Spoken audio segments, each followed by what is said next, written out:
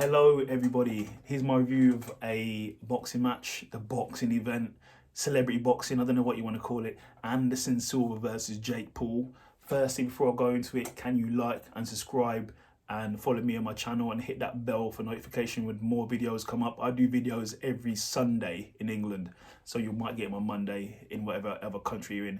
I repeat it, could you like and subscribe to my channel, please? If you're watching this, can you like and subscribe to support this channel? Because I actually want to talk to you lot as well. I don't want to just talk about these people fighting. I want to talk to you guys and you ladies and get your thoughts on what I talk about. So if you could like and subscribe and leave a comment. So we have Jake Paul versus Anderson the Spider Silva in a boxing match. What are my thoughts? So firstly, let's just talk about what they've done recently. What have you done for me lately? Everyone keeps saying that Jake Paul's a Disney guy, Disney guy. I think we all need to come here and come together and stop talking about him being a Disney guy. He is not a Disney guy. He used to be a Disney guy. He used to be a Disney guy. When he fought his first boxing match, he was a Disney guy. He was a Disney guy going into boxing. He's now fought, is it 5 fights now? He's now fought 5 fights, okay? So he's not a Disney guy anymore. He's now a boxer. So stop with this Disney talk. He's a boxer. He's 25, and who is he for? Obviously, his first match was against Annie Sun Gibb, if that's how you pronounce his name, whatever, TKO.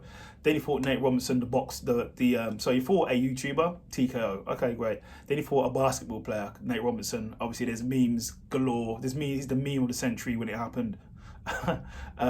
KO, obviously. Then he fought a wrestler, Ben Askren, who has a bad hip. He's not known for striking. He's actually a wrestler. He doesn't box.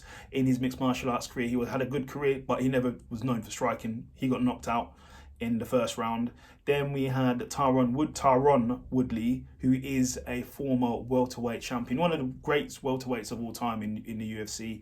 Had a stellar career within the UFC. Obviously had a bit of a skid before he left, but he just beat Tyron Woodley by split decision in the first fight, which was an 8-round affair.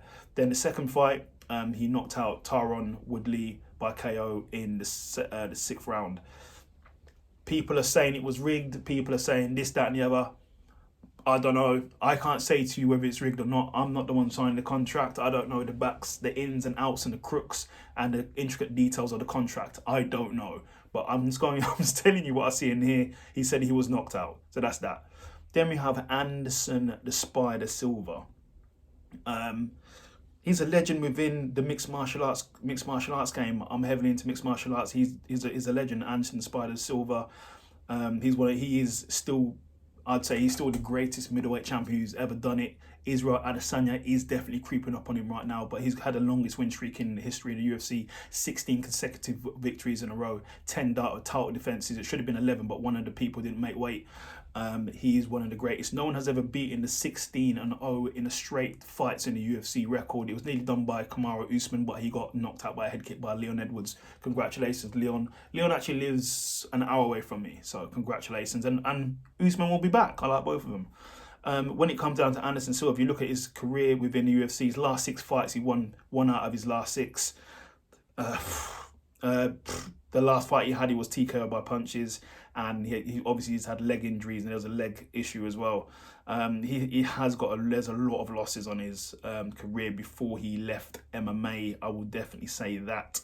But in his boxing career, it looks like it started in 1998, where he was retired by Omir Luaz Teixeira in 1998, where he lost that fight. But then he's gone on a 3-fight winning streak within boxing. First against Julio Cesar de Jesus, I believe, 2005 by KO. Then he won against Julio Cesar Chavez Jr., who's actually a legit boxer. Julio Cesar Chavez Jr. is a legit boxer. He's you know what I mean, he's got his father who's a legit boxer as well. He's awesome, but he lost to Anderson Silva by a split decision in an 8-round affair, and then he knocked out Tito Ortiz. I'm not sure what Tito was doing in there against Anderson Silva, I have to be honest. He got knocked the hell out by Tito Ortiz, and that was in the 1st round. So Jake Paul versus Anderson Silva. I'm sorry, a lot of people who's promoting this fight, they're like, hey, Anderson's looking 21. Anderson's this. Anderson's the GOAT. He's the greatest. There's no way Jake Paul's going to win. I'm not buying into all of that, I'm afraid. I'm going to tell you exactly what's happening. So Jake Paul is 25 years old, okay? He's probably the stronger two. Has he got knockout power out of the two? Yes, Jake Paul has knockout power. He has one punch knockout power. Anderson Silva has knockout power. If he hits you precisely, he can knock you out. But it's more accumulative than knockout, than a one punch knockout power. So Jake Paul is a younger, faster, stronger fighter because he's 25. Anderson Silva is in his 40s, in his late 40s. What is he, 48 or something like that? He's in his late 40s. He's been through wear and tear. He's been through wars. He's been through a lot of fights. He's 47. So he's 3 years away from being 50, okay? But he still looks good. He still looks good. He's won boxing matches recently. He still looks good. But he's been through a lot more wars than what Jake Paul has. He's got a lot more miles in the clock than what Jake Paul has. Anderson has been stopped a few times in MMA. He has looked good in boxing, though. He has looked really good in boxing. But I don't think in boxing he's taken a really clean, hard hit yet by anyone. But even as good as you can be when you get older, your reflexes are not as good. You can't zig when you get zagged. You might think you can take the shot, but you can't take the shot. You're not as quick as you can be to get away from certain strikes than you were previously. Now, a lot of people are saying, publicists and other people online are saying, oh, Anderson looks good. Anderson's going to maul him. My issue here is this. So Anderson, they say he's the best striker in the MMA. Yes, for sure. He's been the best striker in MMA. But when we're saying striking, we're saying kicks, knees, punches, elbows, okay? When we're sticking to just striking and boxing, we're not talking about boxing, we're talking about striking in all different facets. This is the issue when people are talking about this fight. So Anderson Silva, as a boxer, is good at a box as well. He's really good as a boxer. He's always been boxing, so his boxing's up there. But just remember, when we're talking about striking in MMA, he was doing all different assets of striking. Jake Paul, obviously, now when this is what we need to look at. Jake Paul has been training boxing for the last 4.5 years, solely in boxing. And he's younger, and he's faster, and he's stronger. It is what it is. Anderson Silva has not been training solely in boxing for the last 4 years. He's been training in boxing, probably here and there within his training, but probably not focused on it solely. Forget about jiu-jitsu, forget about wrestling, not solely on boxing in the last 4 years. But he has been training on it recently. With that being said, so I'm saying age is a factor. Age is a factor. People are not obviously talking about it because they're trying to sell the fight.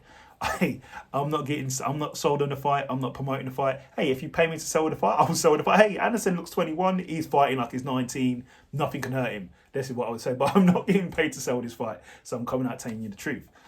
He's 47. That means he's going to be considerably slower than when he was the middleweight champion in the UFC. I think Anderson Silva is a GOAT. He's one of the greats of all time. Easily, hands down, awesome. He's amazing. But in this level of the game, coming at someone who's coming up, Jake Paul has a lot to prove. Anderson Silva has a lot to sort of prove and to lose, I suppose. But if Anderson Silva wins, what are they going to say?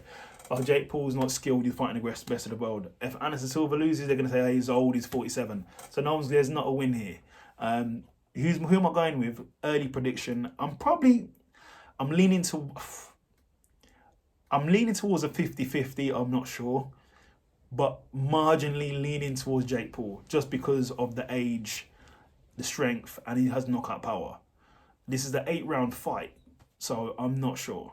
Plus, we also say, I'm not saying this fight is fixed, but I don't know what the contract is here.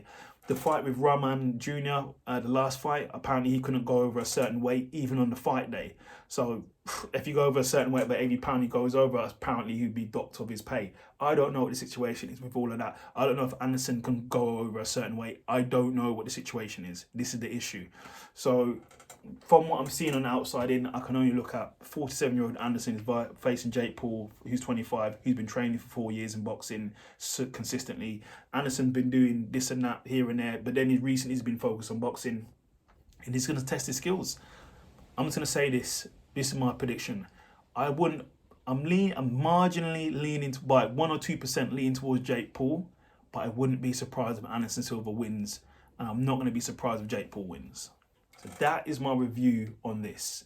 So if you can like, subscribe, and leave a comment, that'd be so nice of you. Take care.